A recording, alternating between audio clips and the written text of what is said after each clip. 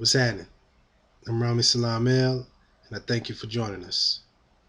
I just had to make a special shout out before we get into the presentation to Red and Blue Pill.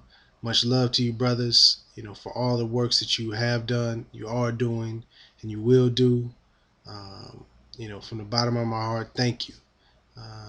You were instrumental in my education and my furthering me along in this journey of life.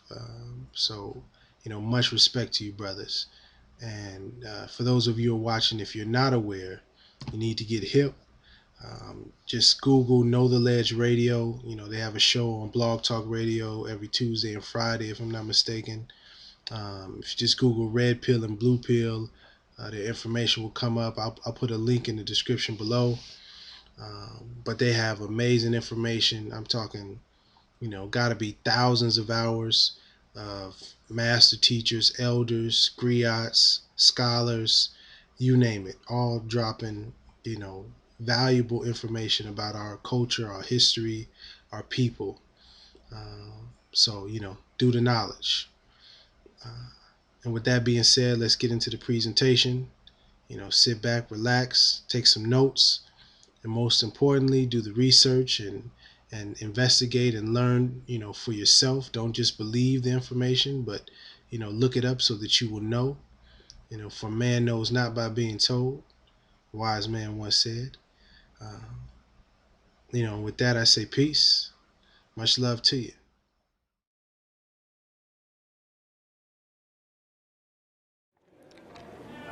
Peace, family. Welcome to another episode Underground Railroad Productions. This is your host, Brother Rich. I'm back with the red and the blue pill. And today, red, blue, I talked to y'all on the phone about, everything that's, world events, things going on in the world, people concerned. People want an alternative view on what's going on in the world. They want to know something that they're not being told in the media, and that's our job. So just to start off with, to continue with this Obama thing and this Crusades things that he mentioned. Now I talked to a couple other brothers, and I keep on, even on Facebook, social media, I hear brothers mention the Moors. And when brothers mention the Moors, people automatically say, oh my God, here we go with this ish again. Every time something happens that deals with the Crusades, Christianity, if they just mention Muslim, here come the Moors they're talking about us. This is a Moorish thing. So I want to give you brothers the opportunity to explain to the people who may not understand, because maybe they think this nation was founded under Christianity. Maybe they don't know the history of the Moors in America. Maybe they don't know all of that. I know you two do. I see this hoodie you got on for sale, the Moors hoodie. So I want to give you the opportunity. What the hell does Obama talking about the Crusades and Christianity and Jim Crow and all that stuff has anything to do with Moorish history? First and foremost, brother, excellent question. I appreciate you, having this platform to bring alternative news to the family, because truth be told, it is very hard to find in the blogosphere on that information highway. So, the speech that Obama gave to the Christian delegates or the Christian audience, the prayer breakfast, where he invoked the spirit of the Crusades and the spirit of the Inquisition and the spirit of our ancestors who were victims of that the atrocities that took place in that event. All right, that quote unquote Holocaust, if it's safe to say. Because we're talking about, when we speak about the Inquisitions, we're talking about an 800-year campaign, a pogrom, an 800-year campaign. It would be safe to say not even an 800-year campaign, because what we're going to introduce tonight is the concept of the Crusades and the Inquisition actually still occurring. So we would say a recognized 800-year campaign that has clandestinely took place that has continued over 800 plus years. So we're talking about a campaign in the thousands of years that is still going strong. So by even introducing that concept at such a sacred event as that breakfast, he created a national conversation. He created a national conversation. Now, keep in context that you have to be an adherent of both modern day, the news from a modern day perspective, and you should also be an adherent to history from a Moorish or a quote unquote anti-European, Christian European perspective, meaning that the way that they taught us in school, their public education school system, and their reconstructed and revised way of telling us our history, because what do they say about history, about the one who conquers? They get to rewrite history. The one who conquers get to rewrite history. So there's no question in anybody's mind, hopefully, that the history that we're getting in school, the history that they're giving us through their mainstream media, Hollywood, BT, Viacom, whatever you call, whatever it is, CBS, NBC, Brian Williams, all of it is a lie. It is a bold-faced lie. It's been concocted. It's been glossed over. It's been propagandized and things of that nature. Now, when we talk about the Inquisition, we're talking about the campaign that was launched. When we're talking about the Crusades, we're talking about the campaign that was launched to take the Moors, to dethrone the Moors, okay? So if any Moor steps up and says, oh shit, that's Moorish right there, that's something that we need to expound upon, that's a platform that we need to stand on and teach our people further information that they might not know about, you damn right that's you know what I'm saying? You damn right they have every right to teach the people about the Crusades and the Inquisition from a Moorish perspective. Now, when somebody such as Barack Hussein Obama begins to start getting on his platform and talk about these things, and you hear all of these pundits and you hear his opposition, the partisans and things of that nature, say that we have a Muslim in the White House, right? Those of us who study and those of us know that take Muslim and just put Moor, and they're ultimately saying you got a Moor in the White House, okay? It's interchangeable, all right? They don't say, if they say we have a Saracen in the White House, if they say we have a Muslim in the White House, if they say we have a Muslim in the White House, they're saying we have a Moor in the White House. Like, that should be 101 at this point, okay? So them accusing Obama of being a Muslim is the same thing that got you put on the stake. That is the same thing that got you burnt at the stake in the Inquisition, is it not? Yes, it is. If you were in Europe and they were saying that if you were accused in the era of medieval times, when they had the campaign called the Inquisition, when they were basically hunting people door to door, that's martial law. That was medieval martial law. That's medieval facts. That's medieval, I would say, more than just martial law. That's the medieval witch hunt. So they were converting people during that time to Christianity. If you were not converted, you were ordered to be expelled from the quote-unquote Holy Land of Europe, Christian Europe at that time. If you were not converted to Christianity, you were being subjugated under the sword of Christianity. Now, if they found out through any means that you were practicing both Judaism or Islam, you were put to the sword or you were put to the stake. They were a witch hunt. So they would come into your house. If you had any kind of literature, if you had any kind of prayer rugs, if you had anything indicating Islam and its culture, you automatically were deemed an enemy to the state, and you were put to the stake, you were hung, and all kind of torture was taking place. They had torture tools of the Inquisition. That can easily be Googled. You talk about it's inconceivable the kind of torture tools that they used against the people. Facts. They had something called the pair. it was pear-shaped, but inside of the pear there were spikes. What they would do is heat up the pear in 500 degrees temperature and place it on the genitalia of the person in question. All right, because what they did was they enhanced what we know now today as the torture method. So the torture method was introduced during the Inquisition. They would take people and torture them, and to have them both snitch on their neighbor. And this is when the whole snitching thing began to take place. Okay, this is when telling on your neighbor and you know, spying on people, your neighbor. This is when that whole Agent Smith kind of thing. Say something. See something, say something. So a lot of these programs that have been proliferated into today, the whole FBI was built off of what was learned, what was the practices and the techniques of the Inquisition. All these tactics. I don't even see what the big deal is. You know, people have a tendency to forget that George Bush was like, we're relaunching the Crusades. He never rescinded that statement. You know what I'm saying? So if they have all of these foreign policies or what have you to reinstitute what they call the Crusades, and they were dealing with quote unquote Muslims on the other side of the world, and then they keep showing you all of these instances where the war is now here on the homeland, and they keep trying to make this connection.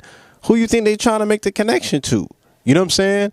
They ain't knocking on the door of the KKK and shit like that and calling them homeland terrorists. They've yet to designate them and identify them as homeland terrorists. Who the hell is the domestic terrorist? You feel me? So, again, it's a conversation that amongst our circle we've been having since September 12th, 2001, that we knew exactly what this was about. We knew exactly who they were coming for.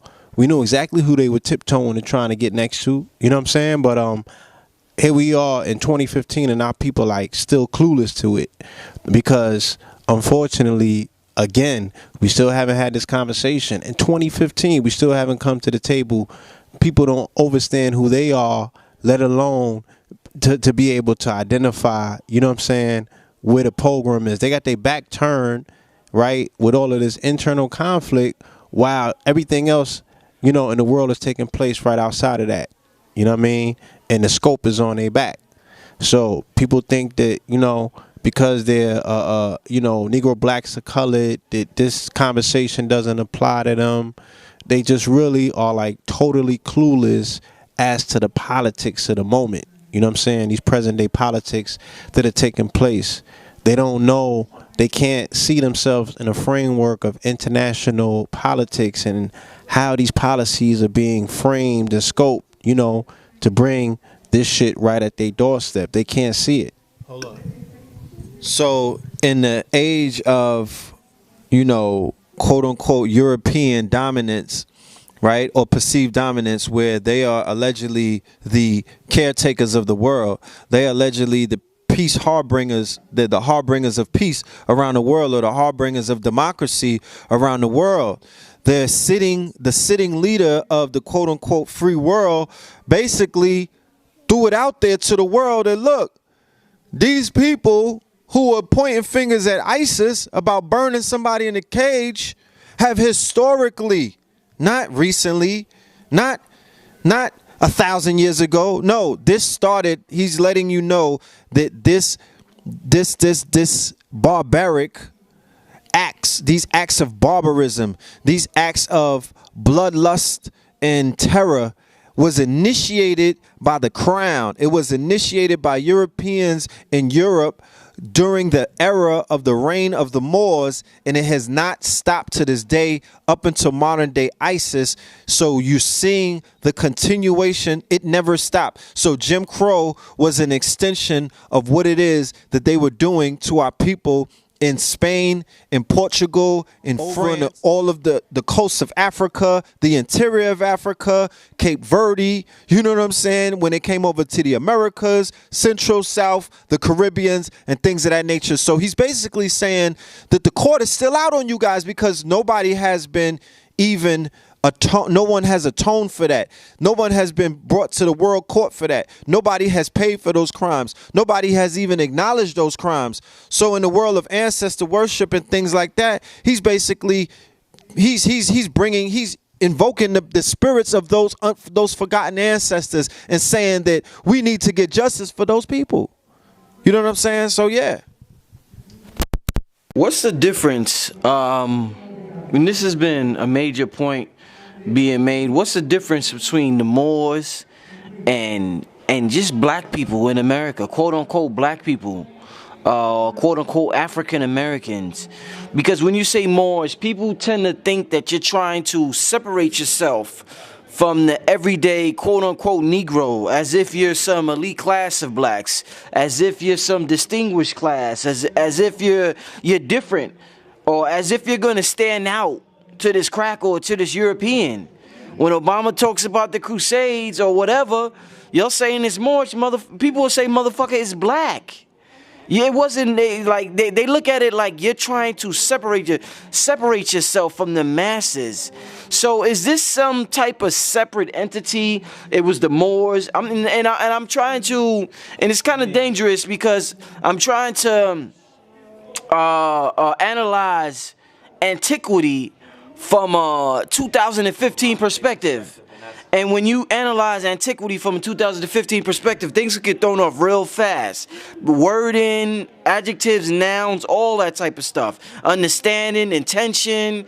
I mean, we all witness black people, we use one word, motherfucker, and it could be negative or positive. Yo, that's my motherfucker. Or that motherfucker is crazy.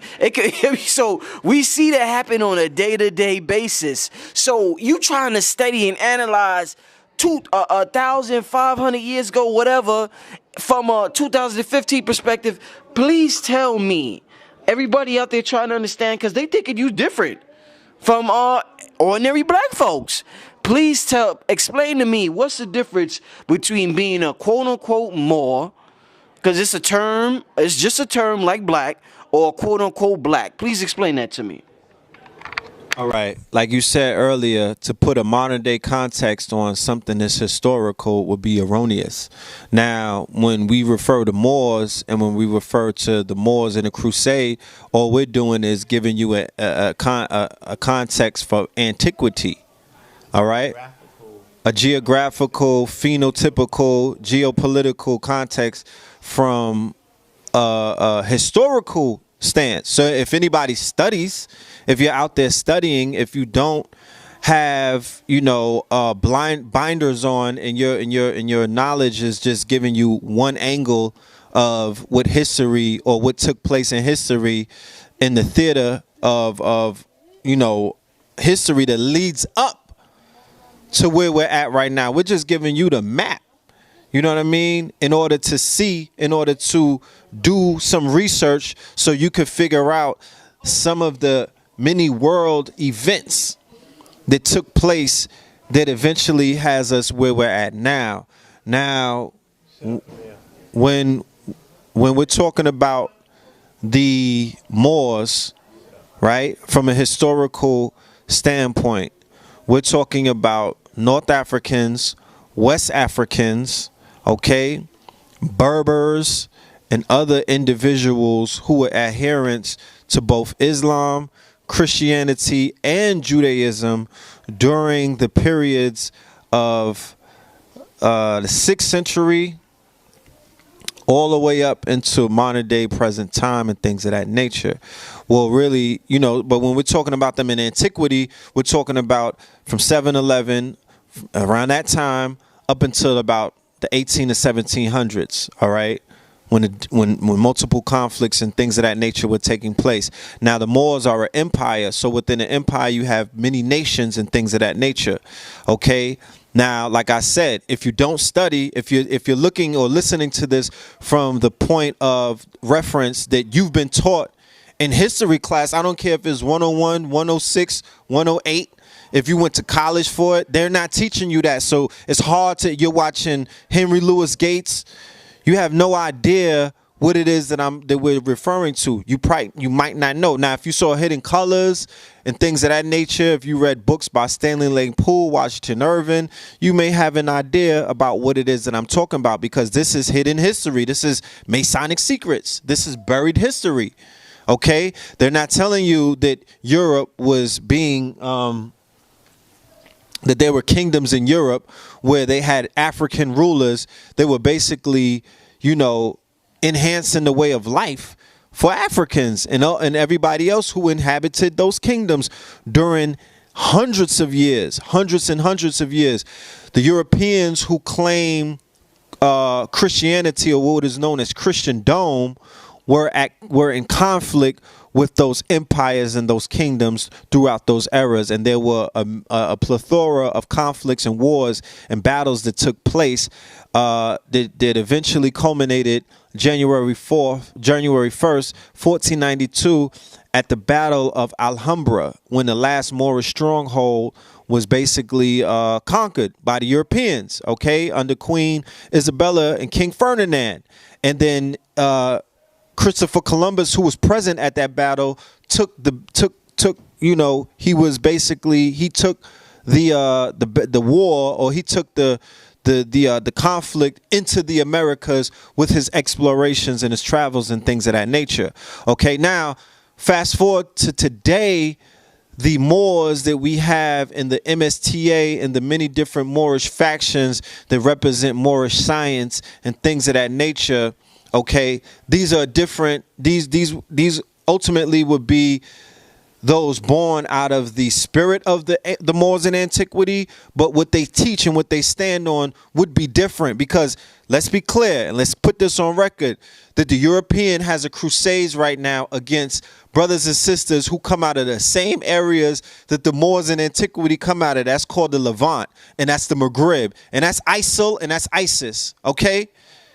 Those individuals that are in Jordan right now, those individuals that are in Cairo, those individuals that are in Libya, those individuals, they are trying to tie those individuals into the legacy of our ancestors from before. So that crusade that's taking place right now, okay, right now as we speak, is a crusade that took place thousands of years ago in the name of Christianity versus Islam, but it has a new face.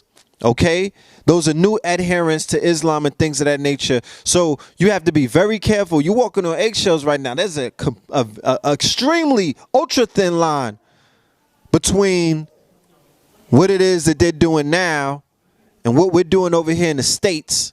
You know what I'm saying? Claiming sovereignty and speaking up against the erroneous claims that these Europeans have making, especially when it comes to history, when it comes to who owns this country or the resources of this country, the land and things of that nature, identifying them as the Europeans, which could never be an American. They are only aliens to this land. They're not Americans.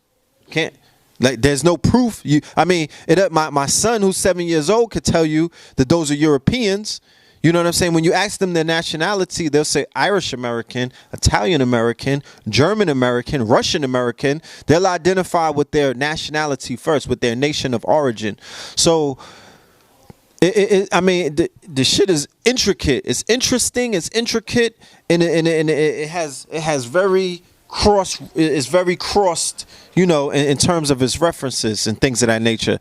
So, you know, the brothers and sisters that are here that are African American, this new race, this new species of man that was breeded in the labs, in the sex farms, this is a new race. These are new people, Negroes, coloreds, blacks. That is a combination of Moors, other brothers and sisters from Africa, Europeans, you know, Native Americans, Aboriginals, indigenous to this land, and a few other things put together. One of the newest species on this planet. Right. So we like to talk about ourselves, quote unquote. You know, the question that you ask are Moors different than X, Y, and Z, and you know, I feel that, you know, point blank period, like the brother said, we are talking about, like Nas has said on one of his albums, teenager of the planet. You feel me? Like, this is a new species.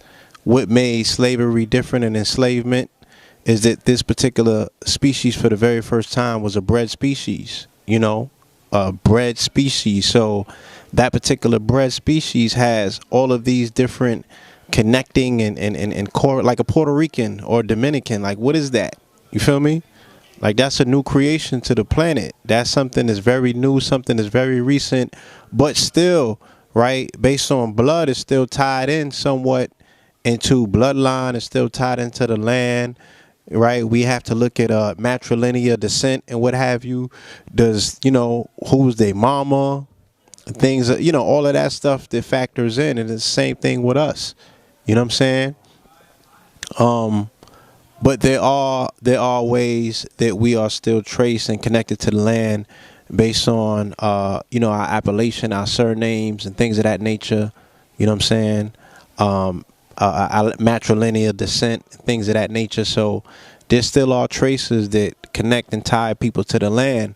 I think that the people that you're identifying with, they pretty much begin their history right by choice during the time of slavery and beyond and what have you, as opposed to, they don't go back, you know what I'm saying? And yet and still, identify their place of origin as a Kebalan or the continent and what have you, but don't have any tangible proof to back that up, just based on a quote-unquote slave narrative. Somebody told them that's where they came from, and that's where they resonate with, Yeah, and then the DNA tests have been proven to be erroneous. You know what I'm saying? Because I could go to 4 different DNA quote-unquote testing agencies and have 4 different results. That's been proven as a fact. And I was just doing some research on the breeding of dogs, the thoroughbreds, and how the mutation of the gene has changed over the years from, pure boxers and, pure German shepherds and things of that nature, and how the different breeds, that thoroughbred breed is later on, the gene has mutated. It's not what it was 30 years ago. I know, but is that that comparison warranted though, if we talk about humans? I'm not comparing us to dogs. Like, please don't get upset and don't eat to the God. Like, I'm not saying that. What I'm saying though is this: that breeding, right? The art of breeding, or rather, if there's anybody out there that are breeders to breed horses and dogs and things of that nature, they had people that bred humans. Okay, they did have people that bred humans.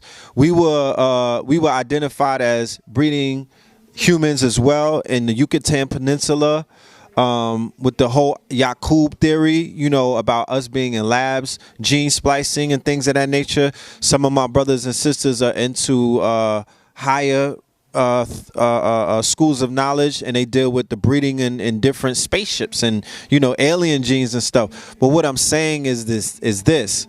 That our people were bred. The thoroughbreds of our people, when they had the studs on these farms and things of that nature, those were thoroughbred. Like, you have a thoroughbred horse, right? Or you have a thoroughbred dog.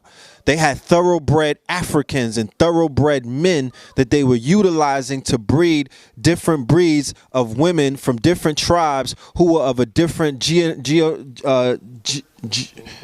pool. Okay, and that's all I'm saying. And and this was something that was very sacred to us. The art of breeding was extremely sacred to us when we had our kingdoms and things of that nature. So all I'm saying is that fast forward to today, we have a new people on this planet with a new brand, a new label: Negro, Black, and colored. You never see this in history. This is a new person, and they were bred to be new people. So you can't compare them to necessarily the Moors in antiquity and things of that nature. Although the Moors in antiquity, they were doing their forms of breeding as well, with the concubines and the harems. You know what I'm saying? They bred a new race of mulatto and things of that nature, and they gave them names or labels and brands. The same way that we got brands and we got names. They were Moriscos, little Moors, and you know what I'm saying? They had the Janison and the Turks and whatnot. So these things have happened throughout time. But this new breed of us, like Brother Bobby Hemmett, the master teacher Bobby Hemmett, said that as a result of all of these different mixtures, we are who we are. And if you know who we are, You know what I'm saying? Like, look at our people. We are some special people. You feel what I'm saying? We are some dynamic, powerful people, but we do have some things, you know what I'm saying, that need to be worked out between us as a people. There are those of us in that gene pool or that breed. You could see some issues of the breeding. You know? You know, as an interviewer, I gotta wear many hats to ask many questions. I want to take this opportunity to kind of channel a little bit of Sarah Sue and Seti on y'all. And by that I mean, you know, I appreciate this opportunity. Obama saying what he said and deal with the Crusades. It's an opportunity for us to bring up the history of the Moors without people saying it's irrelevant. Because if we just do a video on it, they may say, oh, young niggas worried about the past. But if it has something to do with something in the current news or in the blogs or on YouTube or on Facebook, then they be like, oh shit, y'all gonna break that down? Black News 101, y'all gonna break that down? So I'm happy y'all have the opportunity to go into this history of the Moors and the Crusades, considering what Obama said, and that's what we're here to do. But with saying all of that, it's kind of like, at least for my experience, in the quote-unquote conscious circuit, conscious community, awareness community, whatever term you want to use it for people that are historically literate, conscious network, whatever. When you say Moors, they think of the most... They think of the group of blacks that want to measure Europeans. And this is why I say, my brother say, it seems like the Moors want to measure Europeans with a moral compass. And y'all think somehow y'all could negotiate with them. And this is just in general, not just with Obama, but I want to clear the air on this. Since this word keeps getting thrown around. It seems like the Moors want to negotiate with the Europeans. As far as paperwork, as far as talking to them, as far as treaties, as far as whatever. And when you deal with brothers like, you know, revolutionary brothers, ain't no morality with this European. So what you're saying seems fly and it sounds great. But to the brother and sister in America, they don't look at this European like y'all look at him. Y'all look at him as though I could negotiate with him. If I could somehow prove to him in the system of court, and I'm not saying nobody's right or wrong, but what I am saying is that the divide that's going on, and I'm trying to address it. Okay, plug it in. When y'all go to the court, if I could just prove to him somehow, some way, then I could convince the judge that this, and he'll do this, and he'll do that. Then there's a group of blacks like, y'all niggas is crazy. I understand what Obama said. I understand what y'all said. But there's no moral compass with this European. So I'm trying to figure out, do the Moors look at the European as there's a moral compass? Or is this something that can only be resolved in one way, in that way that nobody wants to talk about? These be the same niggas just voting. Alright, these be the same niggas paying taxes. It'd be the same niggas talking about no justice, no peace. So my thing is this, like, if your barometer for justice is always the court system, if you always want to crawl your ass up in the court system to get you some justice, why criticize somebody that has a method, right, that you could go up in the court system and put this quote-unquote magistrate to the sword, and you're trying to give the person that's going into the system an education about that particular system to say, look, this is who your adversary is, and this is how they're playing these games of smokes and mirrors on you, because you think they got power based on this, but we're telling you from our personal experience that they don't. This shit is a sham. So we could go up in there, you know what I'm saying, and play a game of Shinobi with him and cut his head off. But which is noble, but guess who's standing in the way every time that we show up? Negro, blacks, and colors. You understand? That's who he got protecting him in his courtrooms. That's who he's, you know, loftily giving these positions to and things of that nature. So what I'm saying is that, hold on. I'm saying what we're talking about with Obama is, again, to give people a historical context of a conflict that has been ongoing. An inquisition is still taking place, right? till today to give you an idea of how that shit took place from that shore and is continuing on this shore. You could take it or leave it. The bomb's still gonna fall on your head at the end of the day.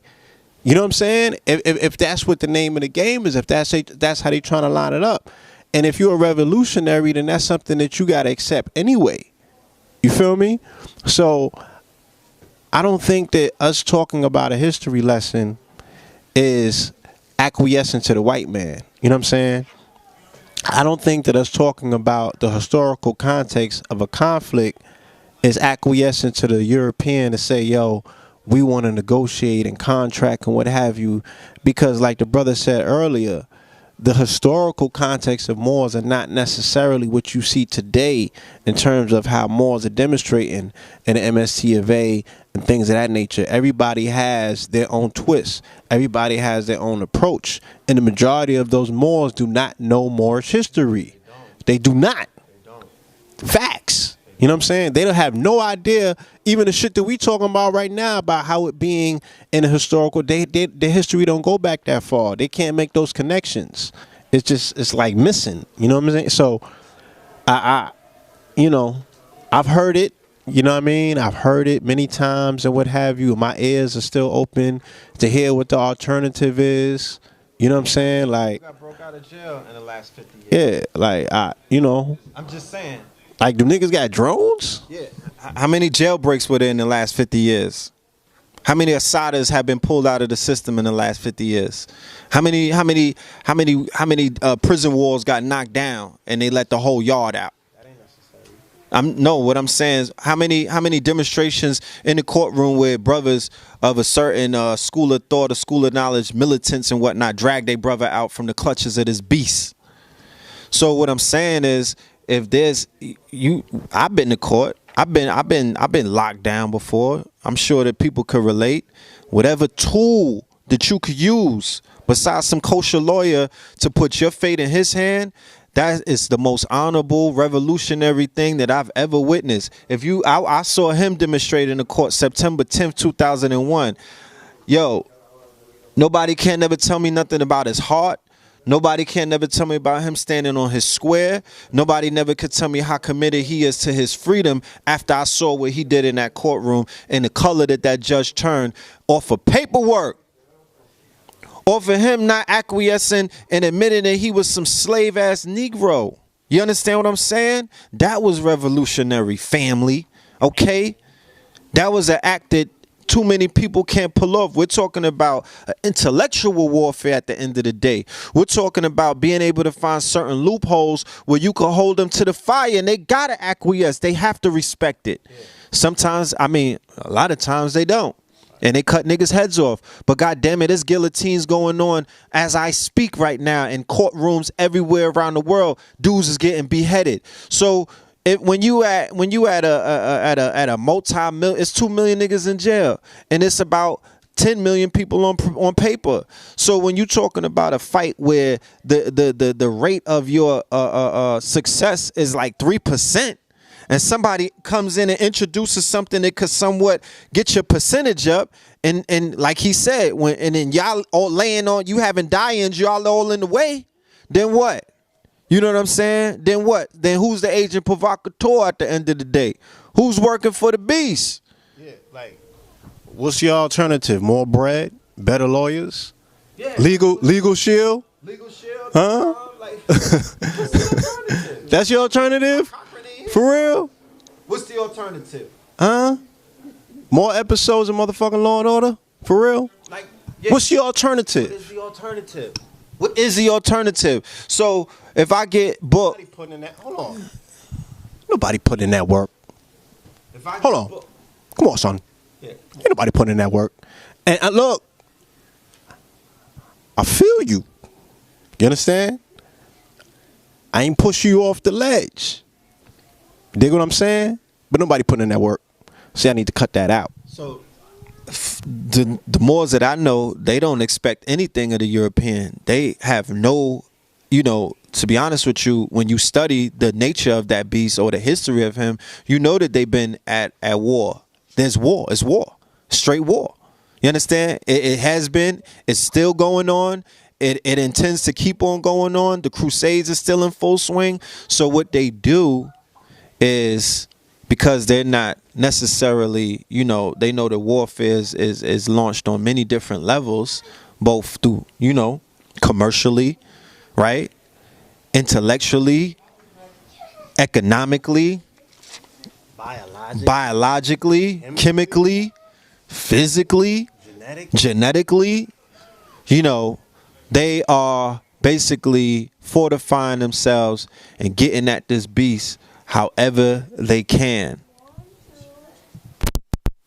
You know, when I think about quote unquote Black history, and I think about my upbringing, and just, you know, just analyzing my environment, you pretty much learn about a lot of, not a lot, but, you know, I personally have learned about Timbuktu and Egypt and all types of stuff in school and outside of school. But the Moorish aspect is something that I didn't really learn about till late.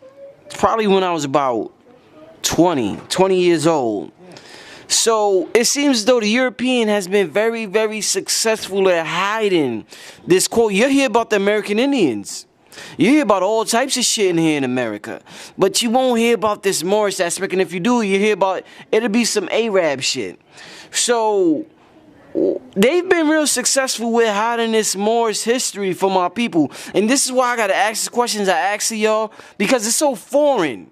This is YouTube. This ain't seasoned vets coming to a C. Freeman L lecture or a Hakeem Bey lecture. This is a 15-year-old who might turn on his computer for the first time. He know about red and blue pill, and all of a sudden y'all start talking about Moors. He don't know what the hell y'all talking about. Because they've been so successful with hiding this Moorish history. I done heard every term in the book. But this Moorish thing, and maybe that's why it's harder for me to grasp, personally. Because I didn't hear about it till later in life. I heard about metaphysics before I heard about Moorish history and study Moorish history. So, why do you think it's been such an ongoing campaign to... Because I asked earlier about there's always an interchangeable, the Moors and the blacks and the Moors and the blacks. Are we the same mofos? Why have they been so? Why has it been an ongoing campaign? Because we know about Egypt, we hear about all these kings and queens, we hear about a lot of things, but this Moorish aspect is kind of unknown to even the conscious, quote unquote, conscious folks out there. So what's going on with that, yo? I've asked the same questions many and plenty of times, and you know, from me being able to extract a story from here and a story from there, sit back and analyze it, the best thing that I'm able to make sense of why it's the quote-unquote biggest threat is because it's the unifying factor. It's the glue that binds. And when I say that, what I'm saying is that it's what ties us to the land, you know? And that single-handedly is the biggest factor in the particular theft, you know? Not necessarily the mineral thefts, not necessarily the ideological theft or the intellectual thefts or what have you. But when you talk about the land and when you talk about the unifying factor of us with our quote unquote brown brothers, if you know what I'm saying, for lack of a better term, all right, when we're able to see ourselves as designees to this particular land and we're able to see ourselves as being able to lay particular rights to these lands, not only here in quote-unquote North America, but throughout the Americas and the Caribbean period. I think that, you know, the more and more that our people are only led to pay attention to the continent across the Atlantic, then they never will be mentally oriented to say, well, hold on, like, if I'm here and X amount of my ancestors have died here, you know what I'm saying, then maybe I have ties to this particular continent as well. Hold on. And if I have particular ties to this particular continent, you know, maybe I should be getting some of these mineral rights. And hold on.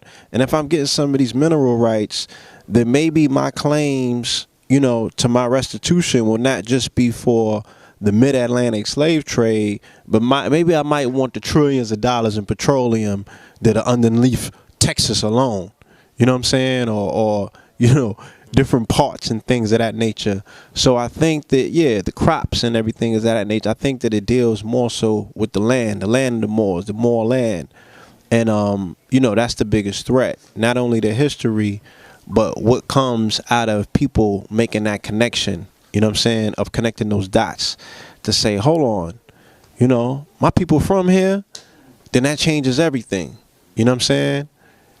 And then, that reorienting your focus where you got your back turned to your homeland and you're looking across the water to where your ancestors came from, then maybe you could even start using the ancestors of this land. Maybe you could start, paying homage and respect to your grandfather and your great-grandfather and his father.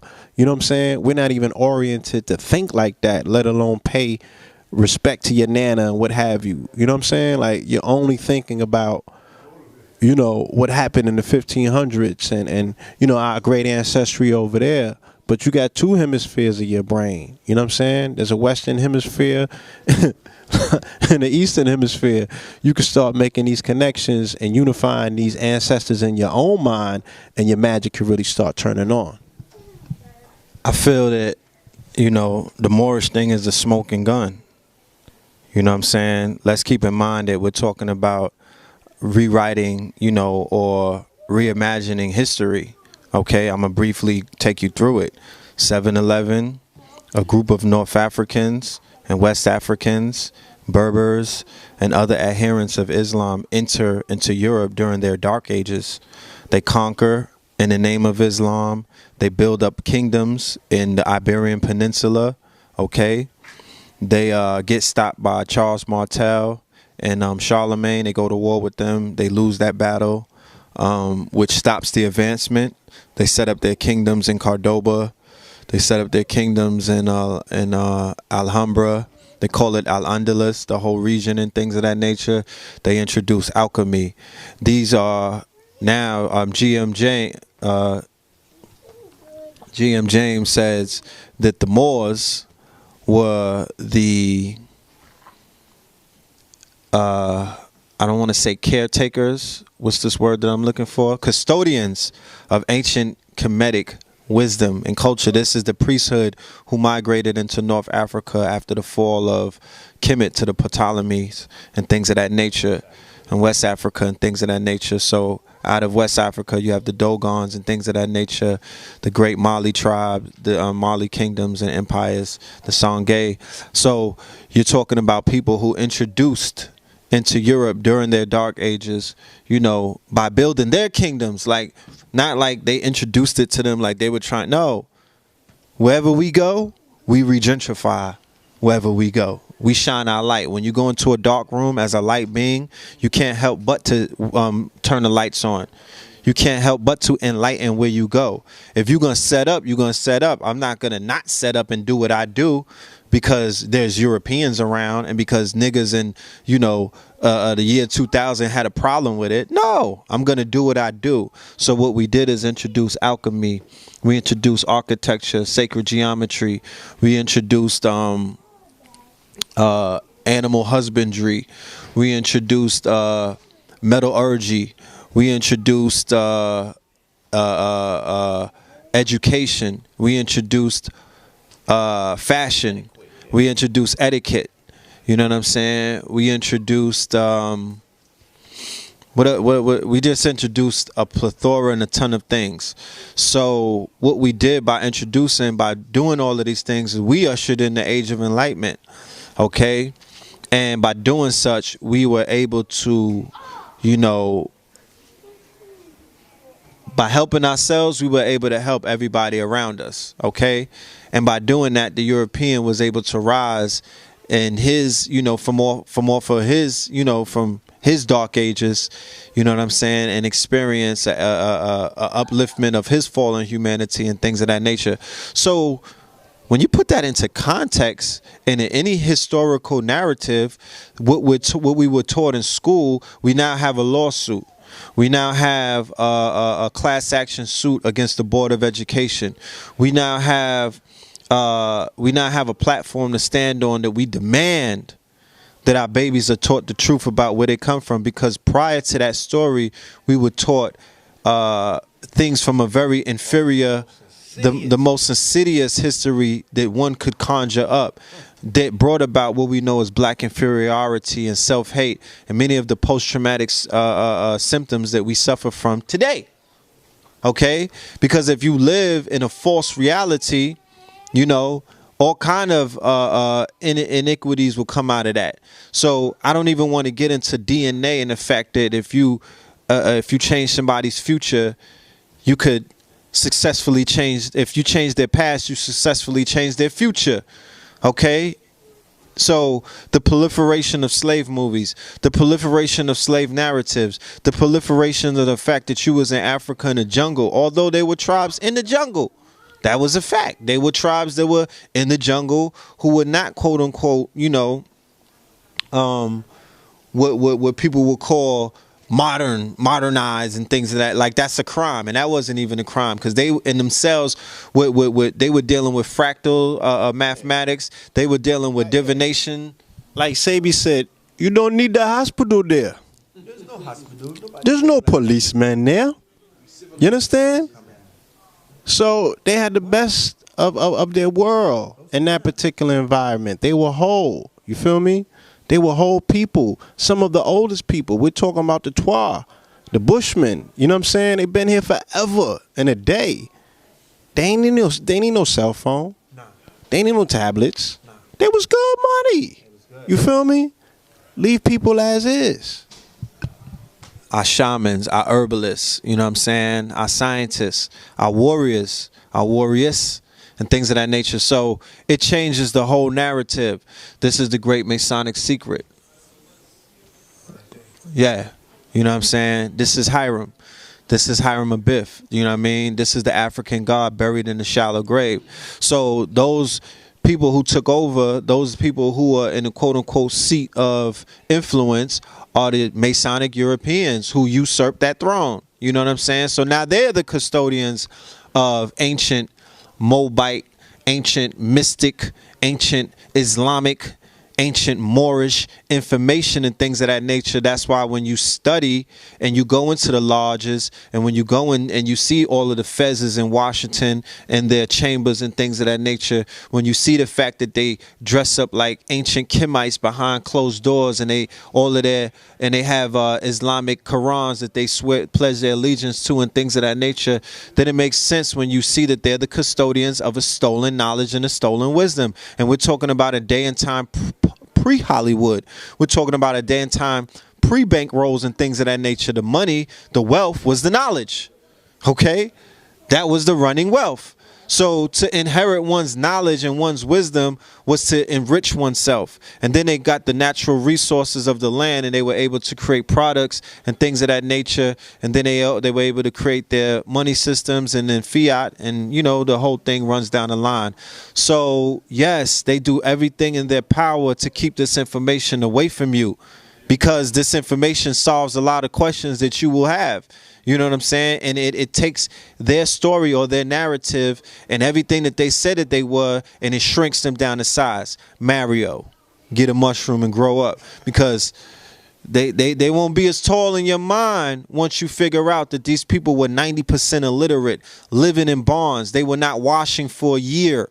They were the ones who brought plagues just by coughing on you. They're the germ man. They had germs. They were naturally germ warfare. The body. Syphilis, gonorrhea, the women, okay? We're talking about a sick people, all right? We're talking about a diseased people. We're talking about psychopaths, sociopaths, things of that nature, the serial murders, rapists, homosexuals, all of that. These are the people that you're talking about, but they put lipstick on a pig. They gloss their history up, because they don't think that you study. They didn't anticipate these days and times to come. So they continuously put campaigns against. So their Inquisition and their crusades, the griots, right? They were killing the soothsayers. They were killing the people who were telling history. They were killing our sorcerers, our warlocks, our shamans. They were killing all of these people off. The black messiahs. Go ahead, let's go. Yeah. Now, I've always heard Bobby Hemmett say that, you know, when you use this term custodians, I've always heard Bobby Hemmett say that, you know, and I can't quote him verbatim, but I could generalize it. And, you know, I hate when people mess up quotes and it throws the whole thing off. But he basically said that we knew it was prophesized that we was gonna fall. Prophesized. It was, you know, they studied right, they studied the cosmos. They knew exactly what was going on. They knew the precession of the equinoxes. So they knew what was happening. So they knew that to preserve the information, they had to teach us European. And they had to give the European the knowledge. Now, what it's real hard to fathom. It's hard to fathom because what you're saying the European came from to where he's at now. People, all they can see is that he has such a strong hold on the world. I mean, from Europe, Africa, Asia, they picture this white man to be the living manifestation of God. The way he controls the natural resources, the school system. This motherfucker appears to be running shit, but like Bobby Hemmett said, he's only running around this shit.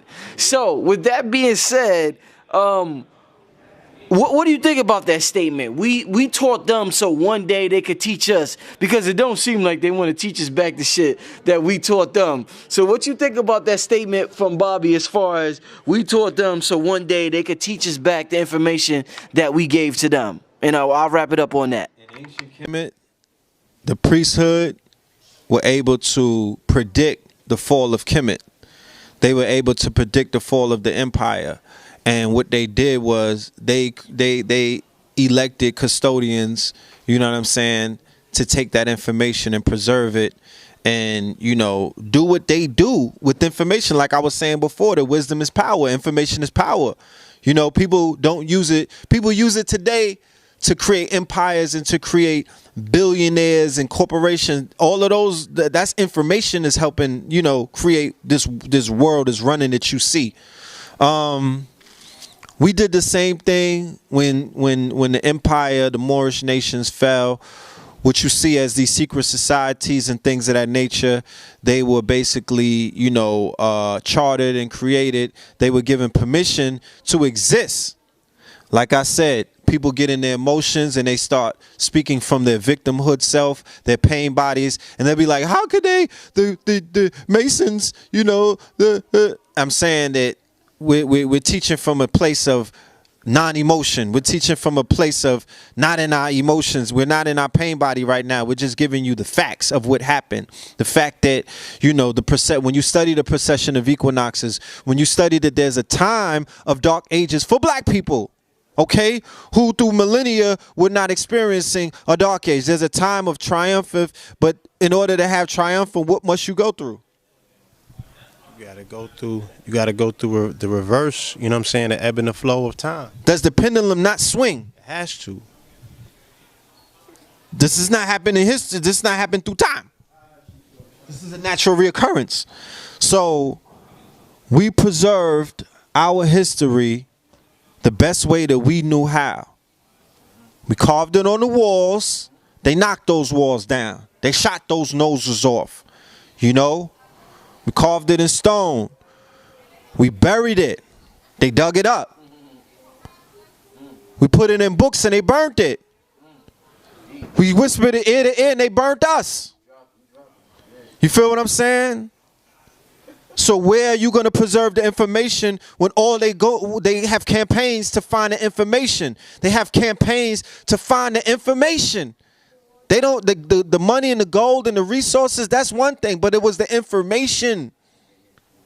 So they took the information. If I ran up on somebody who had a whole 4 racks, if I ran up on Rich, Underground Railroad, and took those racks of DVDs, right? All of that good information, and I went into and I took all of that, and I went away for 50 years, right? and intense studying. I'm talking about intense, the way that you would study for 40 years at the feet of the masses, intense.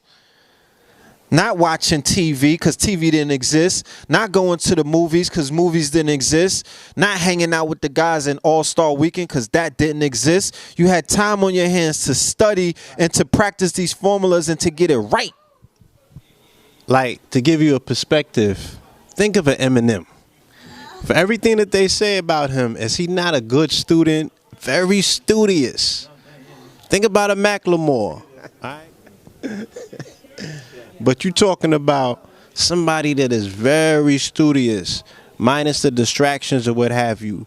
They know they got a chance of a lifetime. They've waited all of their lifetime for this.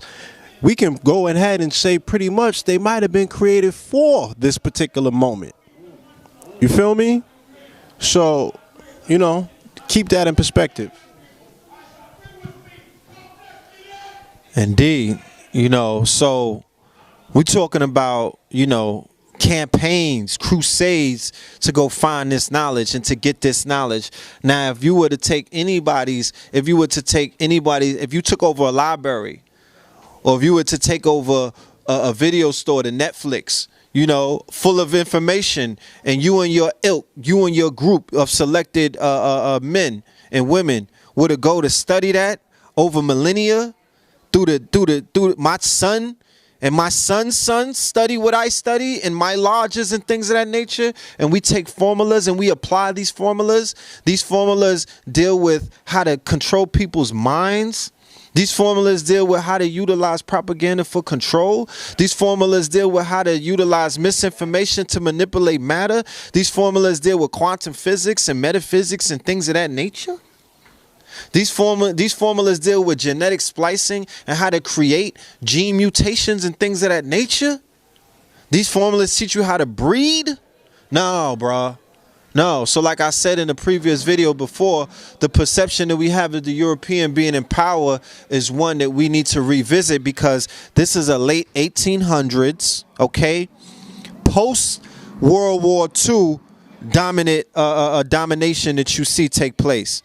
Okay, this is post World War II when they really got their foothold and whatnot, and this is after 20 million of them got killed off at their own hands. Okay, Very modern. very modern. And then when you look at society today and what we see with their thing falling apart, chances are in the next 50 years, this reign that they have will not be in place. If Russia and China and other people have anything to say about it. Okay? So like I said, we being tested. If you wasn't reincarnated to pass the test, then you gonna fold. And there's a lot of niggas folding in these streets. You know what I'm saying? They cannon fodder. And it's understandable. You know what I'm saying? But there's those of us that are pushing that weight, benching that shit, getting big, getting stronger, taking the pressure, creating diamonds, and that's what you see. KTL Empowerment at Gmail, okay? Philadelphia, I'm gonna be in Philadelphia. Me and Blue will be out there. Saturday, February 21st. 2 day. We're gonna do 2 events in 1 day. The first event is going to be at the York House at 5325 Old York Road in Philly. The name of the lecture is We the People versus the Unholy Roman Christian Crusader Inquisitors and all their subordinates. Where we talk about what we was just talking about tonight, where we go and teach the Moors about the history, the visuals. And then later on, 7 p.m. at Black and Nobel, we are going to be doing The Evolution Will Be Digitized with your brother Red Pill, teaching the family about the digital wave that's here and how it is that we could take advantage of that. You know what I'm talking about? So check us out, support us, come out Philly. We expect to see y'all. Indeed. Everything that brother just said, and I also want to add that what you're seeing in terms of the crusades and all of that stuff that Obama popped off with, that was a continuation of my When in Rome lecture from Boston. You understand? I stirred them I was strumming them 44s, and Mr. 44 jumped out the window, so we're going to have that DVD available as well. You know what I'm saying? all of them, that snow that they still getting, they said it started on the 23rd of January and it ain't stopped since. So, real talk. Yeah. So, and study, like when we come back, we're going to do a follow-up where we talk about ISIS. Because we didn't really get into that tonight. Because it's very, the Moors, y'all need to know about this. Like, real talk. Y'all really, I'm surprised that no Moors have come out and taught lessons about what the hell is going on over there with these people. I don't know if they've been created, funded, whatever it is biblical. They are here to usher in that apocalypse that they've been talking about, it, revelations and things of that nature. They talking about their fighters with Rome. Their main thing is about them fighting Rome. They want to go to war with Rome. I mean, it's very interesting. It's all Crusader. It has Moorish connections out the wazoo. So we'll do that on a part 2. If there's anybody in the comments that want to add on and they want to add research and they want to, give people things that they could read, because this is about literature. I've been studying this for years. This ain't just watching Hidden Colors. This is intense studying for a decade, listening to multiple people. Phil Valentine talks about this. Bobby Hemmett go get all of the Bobby Hemmett when he talks about the Moors. C. Freeman Nell, Hakeem Bey, Delbert Blair, the master teachers. I'm a student. So Taj Tariq Bey. So Islam, Kings County, that big cartel. Come and say peace to the family, Amir. You know what I'm talking about? Let them know. Peace. Say peace to the family. All right? Thank you, family. We're going to let the youth peace you out. Bye. The youth.